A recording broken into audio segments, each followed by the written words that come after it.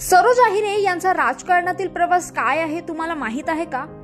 सरोज आहिरे या नाशिकच्या देवळालीच्या राष्ट्रवादी काँग्रेस अजित पवार गटाच्या आमदार आहेत. सरोज आहिरे 2019च्या विधानसभा निवडणुकीत देवळाली मतदारसंघातून विजयी झाल्या. राष्ट्रवादीच्या युवा आमदारांमध्ये त्यांचं नाव अग्रक्रमानं घेतलं जातं. मतदारसंघात जनतेशी नाळ असलेल्या आमदार म्हणून त्या सुपरिचित आहेत. तर जाणून घेऊयात सरोज आहिरे यांच्याबद्दलच्या या खास गोष्टी. सरोज आहिरे या नाशिकच्या देवळालीच्या राष्ट्रवादी काँग्रेसच्या आमदार आहेत. नाशिकमधील दंतरोग तज्ञ डॉक्टर प्रवीण वाघ यांच्याशी फेब्रुवारी 2021ला त्यांचा विवाह झाला. त्यांनी काही महिन्यांपूर्वीच गोड बाळाला देखील जन्म दिला आहे.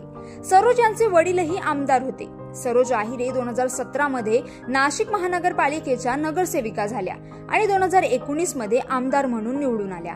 2019च्या विधानसभा निवडणुकीत सरोज यांच्या समोर शिवसेनेचे विद्यमान आमदार योगेश घोलप यांचं आव्हान होतं. मात्र सरोज यांनी तब्बल 41,000 मतांनी घोलप यांचा पराभव करीत शिवसेनेची 30 वर्षांची सत्ता काबीज केली. 2024च्या विधानसभा निवडणुकीत देवळाली विधानसभा मतदारसंघातून महायुतीतील राष्ट्रवादी अजित पवार गटाच्या काँग्रेसच्या विद्यमान आमदार सरोज आहिरे यांनी 81,683 मते मिळवून महायुतीतीलच शिवसेना शिंदे गटाच्या डॉक्टर राजश्री आहिरराव आणि महाविकास आघाडीतील शिवसेना ठाकरे गटाचे योगेश घोलप यांना धोबीपछाड देत तिरंगी सामन्यात एक हाती विजय मिळवला. अधिवेशन काळात आमदार सरोज आहिरे यांच्या नावाची जोरदार चर्चा झाली.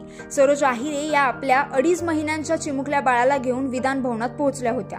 विधिमंडळात सभागृहात हिरकणी कक्ष नसल्याचा त्यांनी मुद्दा मांडल्यानंतर तात्काळ ही सुविधा निर्माण करून त्यांच्याच हस्ते विधिमंडळात हिरकणी कक्षाचं उद्घाटन करण्यात आलं.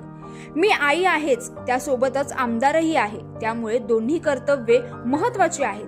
बाळ माझ्याशिवाय राहू शकत नाही. सोबत मतदारसंघातील लोकांचेही प्रश्न महत्वाचे आहेत, त्यामुळे बाळाला घेऊन आले आहे, असं सरोज आहिरे यांनी त्यावेळी सांगितलं होतं. तर तुम्हाला हा व्हिडिओ कसा वाटला आम्हाला नक्की कमेंट बॉक्समध्ये कळवा आणि अशाच व्हिडिओसाठी मॅक्स वुमनला फॉलो आणि सबस्क्राईब करायला विसरू नका.